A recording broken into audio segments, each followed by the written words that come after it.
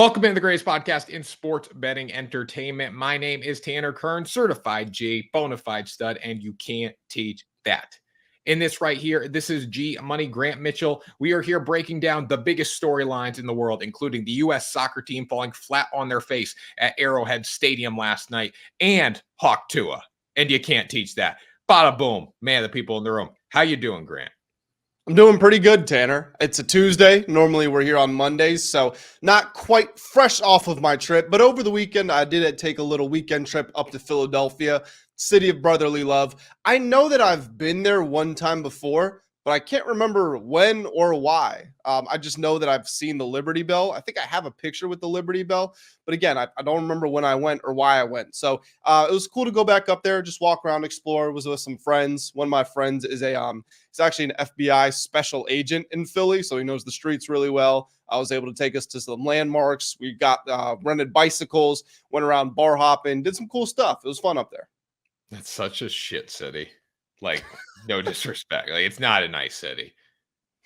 It was cool. This is the thing with all cities, like big cities, landmarks, Pittsburgh, Chicago, LA, New York.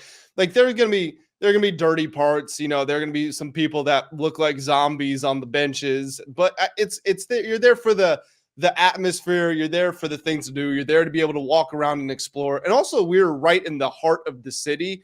We were literally staying in the city center. That's what it was called. And there's some really cool architecture up there too. So, every city's got its up and downs. Yeah, the main part of it's pretty cool. Like the main strip there, whatever, center strip or center street, what you're saying. And then back towards the Rocky Monument School, like the Rocky Steps. But yeah, we got pictures there. It's just not that big. And Boston, Grant, honestly, like Boston, and I'm not a big fan. Like, I don't love Boston, but like Boston's a beautiful city. It is. Yeah. It's clean everywhere. It is. Have you ever ridden around in one of the big ducks? No, I want to do that, I guess. I don't know. I see them all the time. They have that. They have the ghost tours, like the ghost. I don't know why people do a Ghost and Goblins tour in freaking July, but I see that all the time. And then they just have like general tour bus. But yeah, I'd like to do that. Land and sea tour on the duck boat. You know what I thought was interesting about Philly? We were driving in and you drive in over a bridge. I don't think was it the Ben Franklin? I don't think it's that one. But it's some other bridge. But we were driving up and I saw signs that said sports complex exit. I think it was 16 to 18. I was like, sports complex? What does that mean?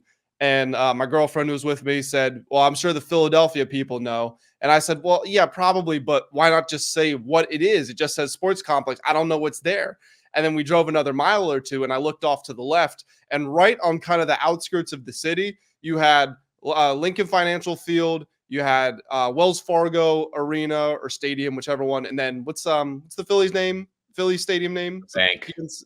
Right? Yeah, no, it's the bank of something, whatever. You have the three of them all literally like right there, right next to each other. They almost had their own section. I said, oh, I guess that's the sports complex.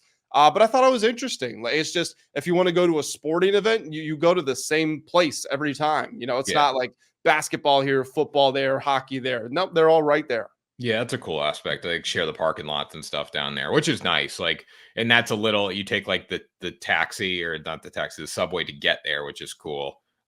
But yeah, overall, Philly's got some nice parts. You go through some rough parts to get to the sports complex, though. Well, let me tell you that.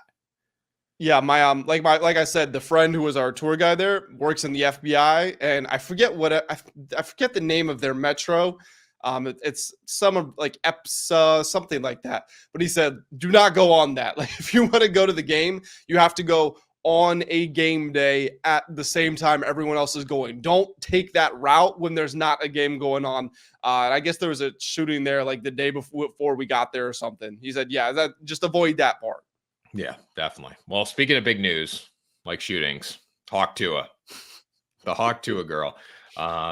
Basically, there's a lot of rumors going around about the Hawk Tuah girl, that she was a teacher and she got fired. And those are all getting debunked now. She's a 21-year-old. She did a man on the street video and she went viral. First off, Grant, the power of the internet is wild. To think that she could say, and if you don't know what Hawk Tuah is, you're living under a rock, but that she basically said Hawk Tuah, and now she's like an internet sensation with an agent. Yeah, I don't understand. She's also getting what was it, Prada? Is it Prada that that's after her? Like she's partnered with Prada or something now. She's got a huge deal. The reason we're talking about this topic is because Shaquille O'Neal linked up with her. And I mean, just to your power of the internet thing, like JJ Redick got the Lakers head coaching job because of a podcast.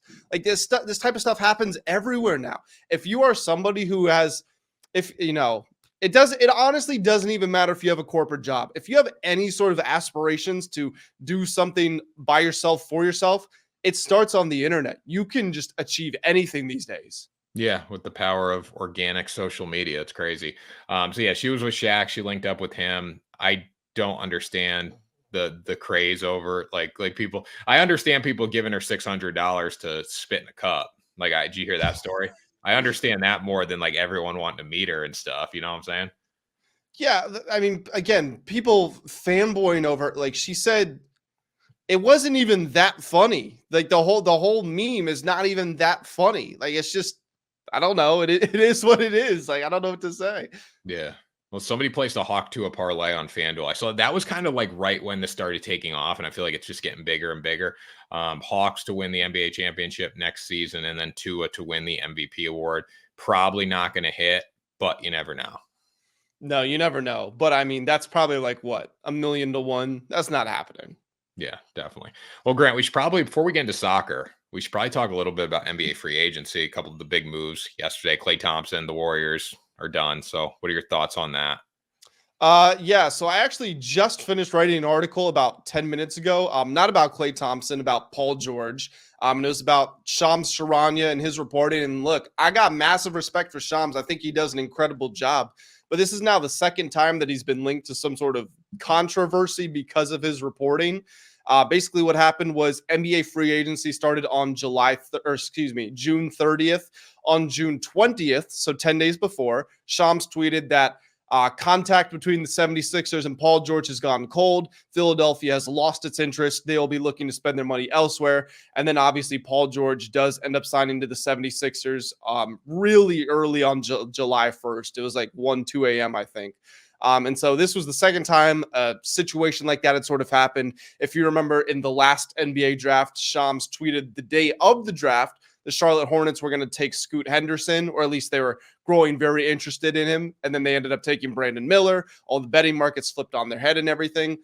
So I did just finish writing an article about that. And honestly, I thought that was kind of the story of free agency, just because you've got one of the NBA's lead experts, insiders, partnered with a betting company. He says that, he doesn't share any privileged information with them. His reporting process is still the same. Yet we know whatever he reports does greatly influence the betting markets. And so when he's wrong, it certainly looks like he's working with the books, whether he is or he isn't. Yeah, he's not, obviously. I feel like he's doing his due diligence because he would get fired. Like he would get reprimanded, fired, banned from a lot of things if they found that out. But like you also can't make these big, big announcements and this insider information unless it's true in a way, because you're always going to get in trouble from people. You're always going to get criticism. I think the bottom line here is we shouldn't be betting on drafts. I enjoy doing it, but I don't think we should be betting on drafts. I think it's too much. There's too much knowledge out there. People know what's going to happen.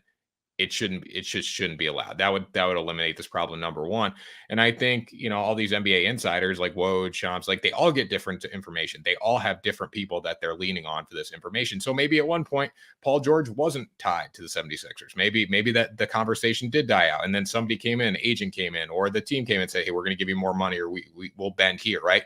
Like that happens all the time. So I have respect for Shams, but at the same time too, like he's going to get criticism no matter what. He could have said Paul George and the 76ers are getting slightly cold. They're still in conversations, but like he still would have gotten in trouble for, not in trouble, but criticism for making that kind of statement because he's linked to FanDuel.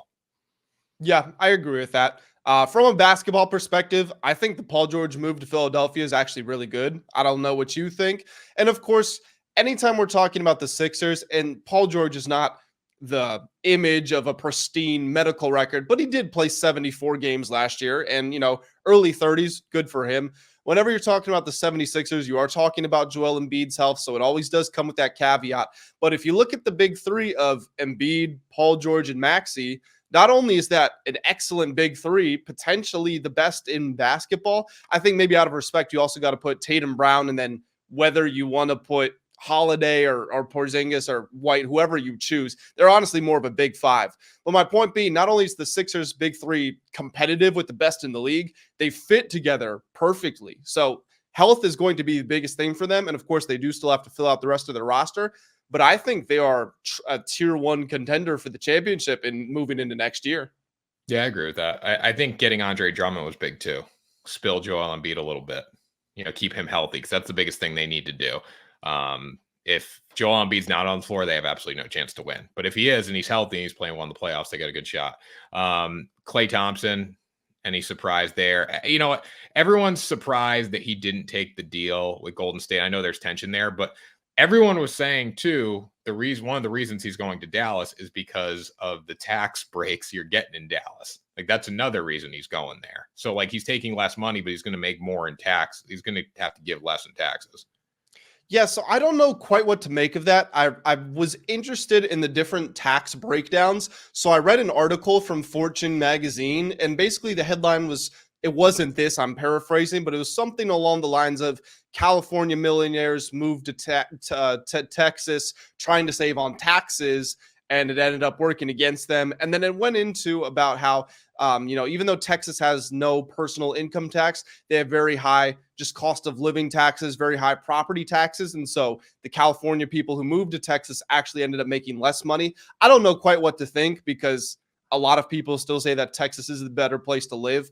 But honestly, I really don't think that taxes had anything to do with it. Klay has said numerous times, whether through him or through an agent or through reports, whatever, that he feels disrespected by how the Warriors handled his situation during free agency. Granted, Klay did kind of screw up because they offered him 2 years for $50 million at the start of the year, which is more than he's making on this contract that he signed with Dallas or that Golden State offered him. So if he just took that deal at the beginning of the year, we would have avoided this situation. But I also just yesterday saw reports that while Draymond Green has been the external headache, there have been saw the report that Klay has been an internal headache, that everything we're seeing with the antics and histrionics from Draymond on the outside, Klay has been creating that sort of havoc on the inside. Now, I don't know if that's true. Maybe it's the Warriors' way of trying to save face, and they just leaked that report. But the bottom line is Klay is with the Mavericks now. And I think it's interesting when you look at what Dallas has.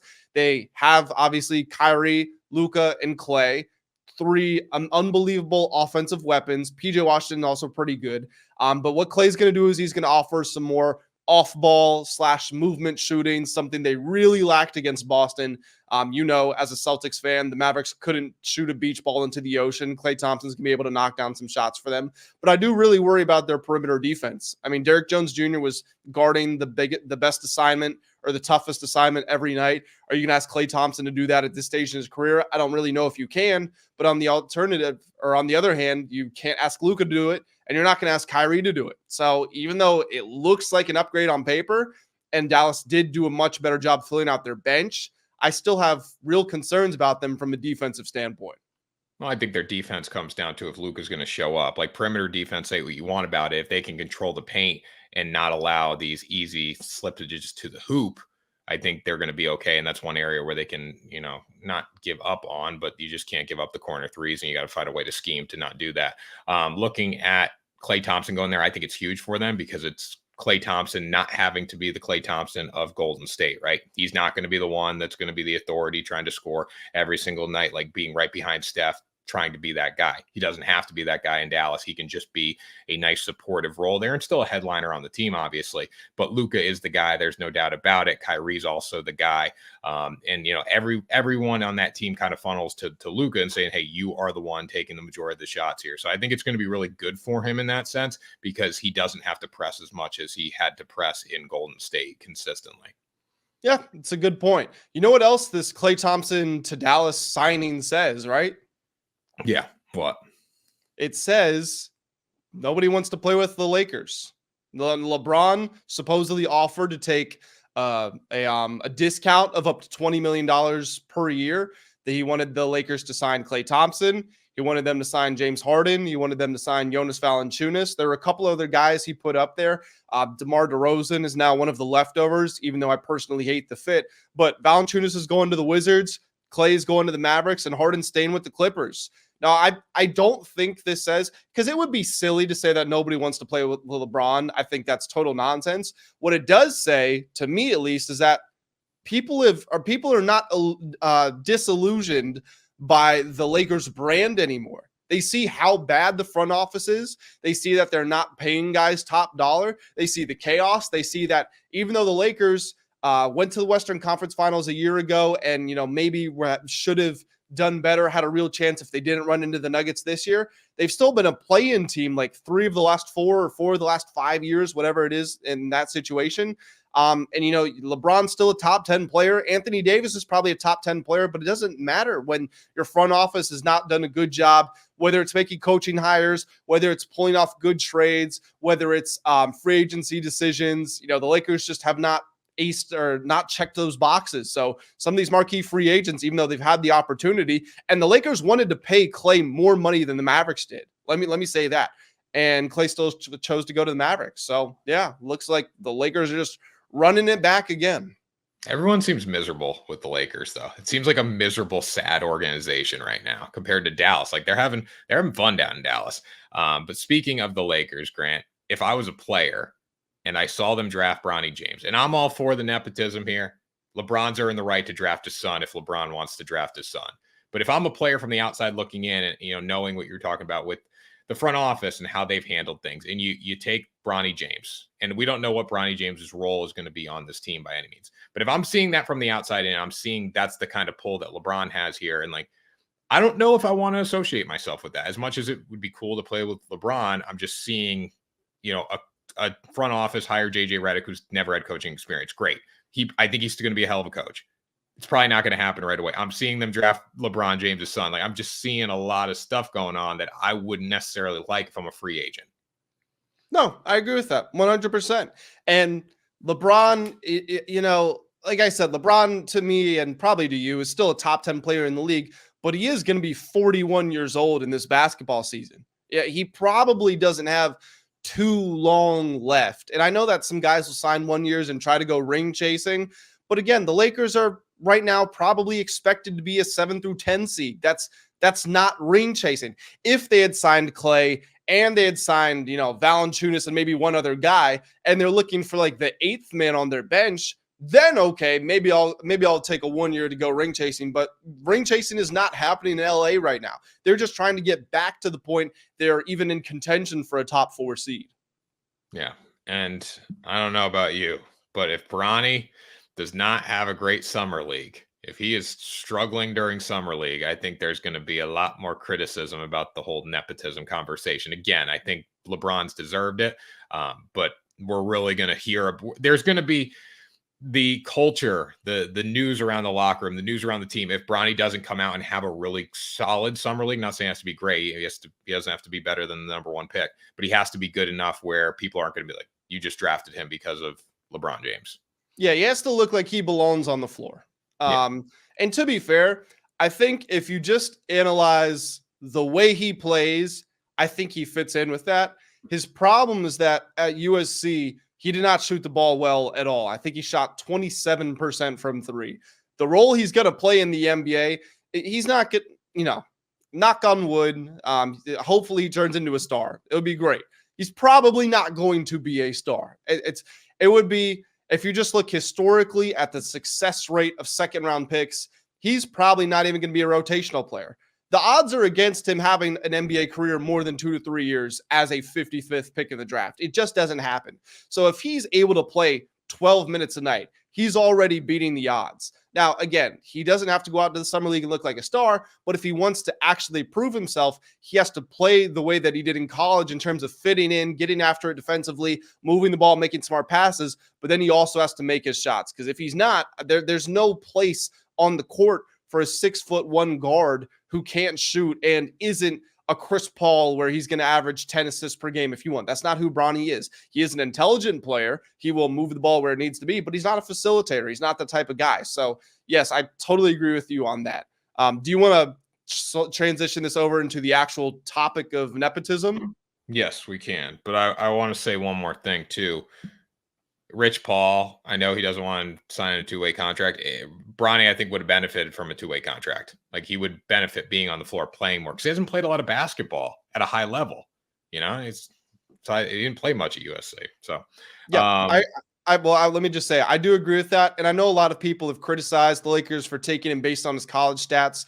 I will say, I think the college stats are a little unfair because he had that cardiac arrest. I don't think USC was going to play him heavy minutes, even if he was the best player on their team by a mile. I just don't think they would have done it. But even still, again, it goes back to like the percentages, maybe not how many points per game, but his percentages weren't good. And that's where the concern is.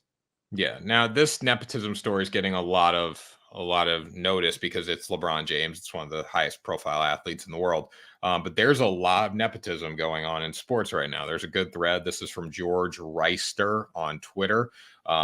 Let's start with the Jones family. Jerry Jones is the owner and president of the Cowboys. Stephen Jones is the chief operating officer, executive vice president, director of player personnel. He never played football. Charlotte Jones is the executive vice president, chief brand officer of the Dallas Cowboys. And then Jerry Jones Jr. is the executive vice president, the chief sales and marketing officer of the Dallas Cowboys. Yeah. And I know you've got a ton more examples on this list. And I mean, you're welcome to go through it. Like, we've got Bill Belichick as the head coach. Stephen Belichick is the defensive coordinator. Stephen never played football, I don't believe. I remember when the New York Knicks, their best player was J.R. Smith, and they drafted Chris Smith, who never even had a dream of actually having an NBA career. They did it just to keep J.R. Smith happy. Now think of the difference of importance and ability and impact and power of LeBron James in year 20 to J.R. Smith. Like, this is LeBron we're talking about here. How much does he make? $50 million a year? That's underpaid. With what LeBron means to the league and to the sport, as far as the marketing, the TV ratings, like, you can go online and look at the TV ratings for NBA games. It's whatever LeBron's playing in, a clear drop off. Whatever Steph's playing in, a massive drop off, and then everything else. LeBron is worth hundreds of millions of dollars, if not $1 billion yearly to this league. He can only make $50 million because of the way the rules are set out. So you have to make concessions in other areas. You know, it might be he doesn't want to practice this day. And I don't think he does that, but you do see teams like the Clippers with Kawhi Leonard. One of their deals was, hey, you don't have to play in back-to-back games. You want to bring your family on the team playing, you're welcome to do that. And in this case with LeBron, where his son is a legitimate NBA prospect, not saying he's a star, not saying it's going to work out, but he is a prospect. One of the things you can do is go to the front office and say, hey, draft my son with the 55th pick. I mean, how many times do we actually care about the 55th pick? I went back and I looked. One of the last 10 players drafted with the 55th pick are still in the NBA. Actually, two, but one of them only played one game in the NBA. The only guy who's actually played real time is Aaron Wiggins of the Thunder. So again, it's just one of those things that it's LeBron James we're talking about here. You got to let him get away with it. Pretty much every single coach-son combination in football is nepotism. It's so hard to get a job coaching in the NFL, obviously. Like you said, Bill Belichick, Stephen Belichick, Mike Shanahan, Kyle Shanahan. And these are guys that are, legitimate coaches. Like, it makes nepotism's one thing to get the job, but they also come from a coaching tree. They grew up in a coaching family. They understand how it works. So in this case, I think, that's another area where, like, I'm sure with Bronny, he's learned how to be a professional from LeBron James playing basketball. All the, Ryan, Rex Ryan, Rob Ryan, that whole family. Buddy Ryan, yep. Buddy Ryan, Jim Mora Jr. Let's see if we get a couple more. This is a good one in this thread. Lawrence Stroll. So Lawrence Stroll bought an F1 team so his son Lance could drive F1. That's kind of crazy. That's a lot more money. We're talking bigger money than the Lakers with that. Well, Tanner, how about this? The Lakers owner, Jeannie Buss. Guess where she got the team from? Her dad, Dr. Jim Buss. And she went to court and sued. I think her brother actually got the team once Dr. Buss passed away. She went to court and sued to get the team from her brother. That's not nepotism. Yeah, there's a lot going on. And this is a good one. Kirk Ferenz and his son, Brian Ferenz. Remember the OC at Iowa who got fired because the nepotism got to a point where they couldn't score any points. So that was a problem. It's amazing they were so bad. Let's see. We got a few more in here. Chris and Jack Collinsworth. You know Jack Collinsworth? Mhm. He's the reporter for Sunday Night Football now. Like, and his Yep. dad's in the broadcast. I mean, really talented. Went to like a top tier school. Just, son. Bobby Bowden, Jeff Bowden, Lane Kiffin, Monty Kiffin. There's a lot. I mean, it's just it goes on and on. So nepotism's a thing. But the one thing I'll say about all those guys, like the sons who have come through, like if it's nepotism and it works out, you know it's nepotism because they came through. Like you don't necessarily hear about the nepotism that doesn't work out as much. Yeah, I agree with that. And where was I going with this? Oh, there was an article written by Tom Haberstroh. Did you remember a couple of weeks ago there was this whole thing on Twitter about how Michael Jordan's defensive stats were fake? Same author there, Tom Haberstroh. He did an analysis on how the sons of NBA players, specifically the higher profile ones, do when they get to the NBA. And I think they outperformed their draft position. I don't know exactly how he quantified or qualified that, but he said they outperformed their draft position by an average of about 30%. So, if Bronny is the 55th pick in the draft, and with that 30% mark, that would mean he would be worthy of the 40th pick in the draft. Well, then maybe the Lakers actually got somebody who can give them 10 to 15 minutes in a game. Yeah. Did you see Deuce Tatum's on a big NBA regiment right now? I did not. Yeah, Jason wants to play with Deuce. So he's got Deuce in the weight room right now. No joke. I mean, I think did Tatum have, or not have, but did Tatum conceive Deuce when he was 19? Am I right in that? Yeah, so he could realistically, Deuce could have a solid college career and still get a little time with Jason. Yeah, I think LeBron was 20 when Bronny was born, and we know he's about to play with him. I mean, Tatum would have to play for a long time, but I mean, it's becoming not popular by any means. But we saw Tom Brady go to 45. We saw Phillip Rivers played pretty late. Drew Brees played pretty late. Aaron Rodgers in his 40s.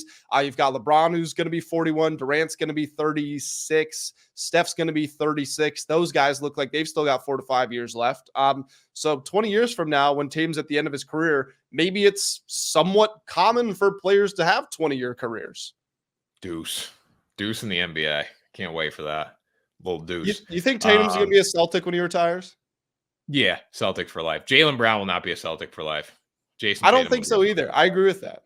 Yeah, I think this is probably his last. I mean, I say his last contract. Like he did just sign it, and it was the most expensive contract ever. But I think after this one, he'll be out. Especially with new ownership group coming in. By the time the next round of contracts rolls around with these guys, when they do sell the team, I think this will be like, it's going to be like the Bulls. Like this whole team's going to break up eventually. There's going to be a fall apart, but I think they're going to win a couple championships in the meantime. But Jaylen Brown will not be a Celtic for life. I don't look at him as a Celtic for life. I look at Tatum as like a cornerstone guy of the franchise. Can we talk about how crazy yesterday was for the Celtics, by the way? Because they already paid Drew Holiday. They already had Jaylen Brown on the most expensive contract in NBA history. They have Porzingis making $30 million a year. They give Tatum what is now the most expensive contract in NBA history. And they give Derek White $30 million per year. So the Celtics' entire starting five is making a minimum of $30 million per year, up to like $60 million. And that same day they finish those contracts, they said the reports come out, they're selling the team. Like they won the championship, got it to peak value, set their team up for harsh penalties. Like I hear you, the Celtics should still be good, but they're going to be a second apron team that comes with a whole bunch of implications. They got to pay way more tax. Depending on how long they're in the second apron, they can lose a draft pick or they can have it moved to the end of the first round. Like even if they have the first pick in the draft, it'll default to number 30. It makes trading players more difficult. It makes signing players in free agency more difficult. So they did all of that. And then they said, yeah, we're done with the team now. Well, it makes sense too, because if they don't have to pay, they're not going to hopefully have to pay those contracts. They'll get out of it. I mean, they were in it for $360 million. So they could sell it realistically for $4 billion. And it's a huge profit, right? So I think they were looking between 5 and 6 potentially, but they're going to make money on this deal, a lot of money. And then you look at next year, okay, well, if they can win a championship with this team again next year, the value is only going to go up even more. So you might have to pay these contracts out, but you still won back-to-back championships, and someone is taking over a team of champions, which is worth more. allegedly it's because of the arena. They're going to have to, TD Garden's going to have to be rebuilt. And they just don't want any part of that. I didn't hear that. That would be interesting. What do you think about nothing other than rumors? Absolutely no reports of this whatsoever. But people are saying maybe this is where the Saudis look to get involved. Can you imagine the Saudis running Boston? Potentially, maybe Fenway Sports Group a little bit. Like, I don't know how much money they have, but Fenway Sports Group potentially. I mean, they own the Red Sox. They own Liverpool too, right? Yeah, they own Liverpool. Yeah, LeBron is an investor in that group. Yeah. I don't know how that impacts it, but yeah, I don't know. It takes a lot of money. Like, this is more money than most individuals can afford. Like, most big time, it's going to be a big ownership group, I think. So it'll be interesting. We'll see. New TD Garden though is surprising to hear. Yeah, I agree. We got any final topics here? You want to give your thoughts on soccer? I don't really have many thoughts on soccer besides we lost at a sport that's not really our sport. So it doesn't matter. It doesn't faze me at all. But you can go off for a minute if you want. I mean, we are hosting the next World Cup, so we do want to at least have a team that's competitive. What was it? Was it the 2018 World Cup, maybe? It might have been. I think it was 2018, which was actually in Russia, and then Russia got fourth, which defied all odds. They weren't that good of a team. They should not have gotten that far, but just something about being the home team. You know, the fans catalyzed them. They went on this run. If you're the U.S., you would at least like to make the knockout. And this is supposedly the U.S.'s golden generation. They're supposed to achieve. And they just fell flat on their face again in the Copa America. And, you know, you can go back to Tim Weah getting that red card. And yes, that had some devastating effects. And the U.S. was not good against Uruguay. They did not deserve to win. But the biggest story is still going to be the dismal performance of the referee of that match. There's like a 3-minute highlight tape of the ref just making horrible decisions against the U.S. And then after the game, Christian Pulisic, the America's best player and captain, went over to shake hands with the referees, as players always do after games. He got a handshake from one of the assistants, went to shake the main referee's hand, and the main referee just stared at him like he was like from a rival biker gang in a bar. It showed that, you know, it wasn't a good look to begin with. People are already shouting corruption. And as soon as that happened, that's when you start to think maybe there's actually something to this. Maybe there is some personal animosity that influenced the referee during the game. I'm not educated on the subject. All I know is they didn't score. You can't win if you don't score. No, I mean, it was really bad. Like, I encourage you to go back and look at the highlights, just because you don't have to know anything about soccer to understand how bad the referee's performance was. It was a surprise that he even got picked to do this game. I looked him up. He's only 32 years old, which is really young by refereeing standards. He started reffing when he was 23, which is kind of insane. This was only his 7th international match, and pretty much all of his matches he works are in Latin America. He's from Peru. So the fact that he helped a Latin American team, a South American team, like, I think that's where people are also feeding into the controversy. Yeah, rig job. I'll care about soccer when they punish my country. It's my country, America. Oh, I mean, I don't know, Tanner. We lost to Japan in football. We might need a new sport. That's just because we sent the wrong team. We sent a couple boys from the SEC down there. Japan would be like, they wouldn't have a team after. We would beat them that bad. So that's our game. We sent like a JV team. Still, yeah, if we sent the Georgia Crimson Tide, that one probably wouldn't go very well. We could send Alabama's probably walk-on. Alabama's walk-ons. Oh, yeah, you could send the practice squad from SEC teams and you'd be fine. You could take the all walk-on SEC team and they would probably win by 30, 40 points at least. But anyways, Grant, take us out of here. Guys, that's going to do it for this episode of Ride the Lion. Look, we've got the Olympics approaching. We've got 1 month until college football. We got the NFL right around the corner as well. Of course, baseball and some other sports still going on. So make sure that you guys do hit that subscribe button. Also press that like button if you did enjoy this episode. Drop some comments. Let us know. What do you think about the refereeing job? Was it rigged? Should the USA file a protest? Whatever you think, drop some comments. Tanner and I will catch you all in the next episode of Ride the Line.